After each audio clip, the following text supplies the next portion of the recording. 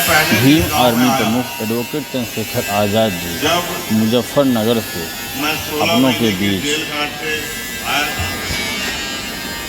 मेरे मन में ये पीड़ थी कि जिन भाइयों ने अपने प्राण जो है समाज की रक्षा के लिए, अधिकारों की रक्षा के लिए दिए, उन भाइयों को नमन करने, उनके परिवारों को ये विश्वास दिलाने कि वो अकेले नहीं है। तो तब मैं भाई अमरेश जी के परिवार से मिलने यहां आया।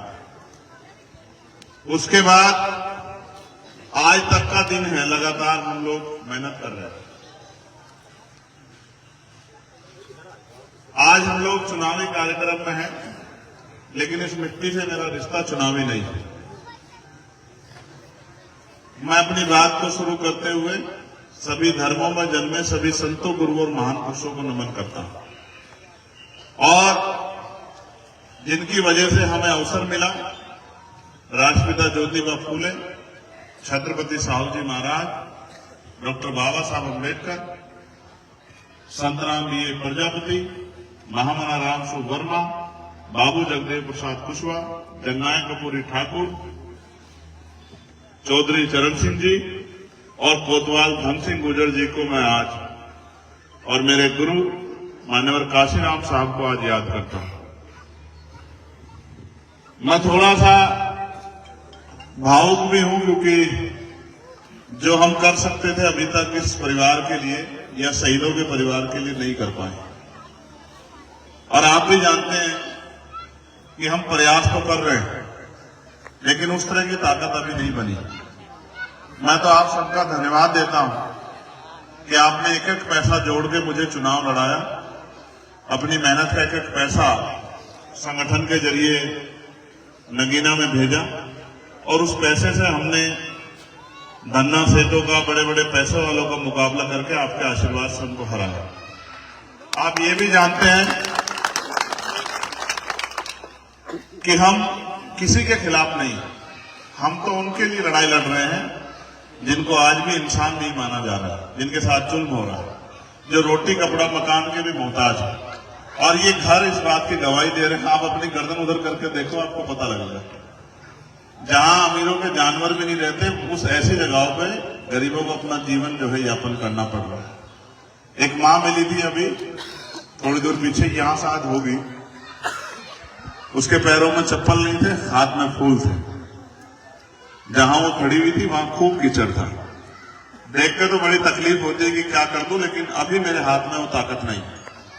लेकिन मैं ये समझता हूं, जिस उम्मीद से हम लोग काम करें, जिस उम्मीद से हमारी पार्टी के लोग काम कर रहे हैं, मैं जिला कमेटी का, प्रदेश कमेटी का, दोनों संगठनों के और भाई रविंद्र भाटी जी का, सबका बहुत बहुत धन्यवाद करता हूं, क्योंकि उन्होंने हमेशा मेरी बात पर पहरा देके मुझे ताकत देने का काम किया।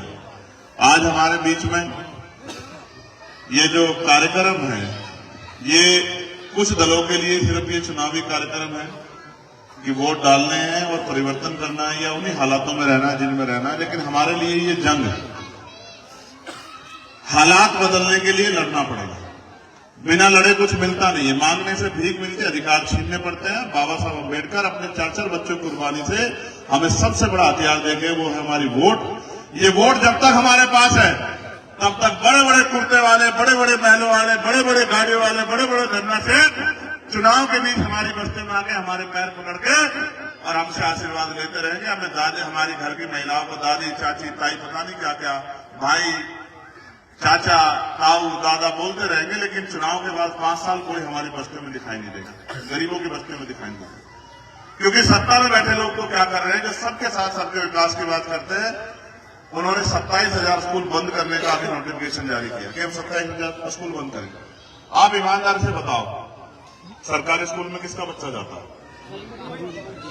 गरीब का, किसी अमीर का तो नहीं जाता।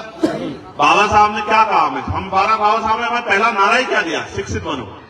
जब हमारा बच्चा पढ़ेगा ही नहीं तो 400 रुपए की मजदूरी करके क्या अपना घर बना पाएगा 10 साल में, 20 साल में? क्या एक 4 रुपए वाली ले पाएगा? मैं बुनियादी बात कर रहा हूं। वो ये चाहते हैं कि हम गुलाम बन के देश में जिए, और हम ये चाहते हैं कि हम गुलामी की बेड़ियां काट के इज्जत की जिंदगी अपने लोगों को दे, हर आदमी को दे, ये उनका अधिकार रहता है। हम सब के लिए लड़ते हैं, किसानों के लिए लड़ते हैं, महिला बहनों के लिए लड़ते हैं, पहलवानों के लिए लड़ते हैं, नौजवानों के लिए लड़ते हैं, हर आदमी के लिए लड़ते हैं जिस पर जुल्म होता है। और तब तक लड़ते रहेंगे जब तक हमारे शरीर में लहू का आखिरी कतरा है, क्योंकि हमारे गुरुओं संतों महापुरुषों ने हमें सिखाया है।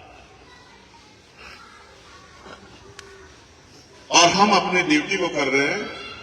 आज मेरे संज्ञान में एक बात आई थी, भाई अंग्रेज जी की प्रतिमा लगी है, प्रतिमा कहीं लगे तो उसका सम्मान होना चाहिए, उस पर एक छतरी लगनी है। मेरी हैसियत इतनी नहीं है, लेकिन मेरी तनख्वाह है, मैं अपनी तनख्वाह से छतरी को लगाऊंगा। इस बात का मैं आप लोगों से वादा अपनी तनख्वाह से, किसी का नहीं, कोई जिंदाबादी नहीं, ये मेरा काम। मैं तो जो करना चाहता हूं शहीदों के लिए जिन्होंने संघर्ष किया वो मैं करके दिखाऊंगा। आज मेरी हैसियत नहीं है वो, लेकिन जैसे जैसे आप लोग मुझे ताकत दोगे इस लड़ाई को लड़ने की, फिर मैं आपको दिखाऊंगा कि मैं क्या कर सकता हूं।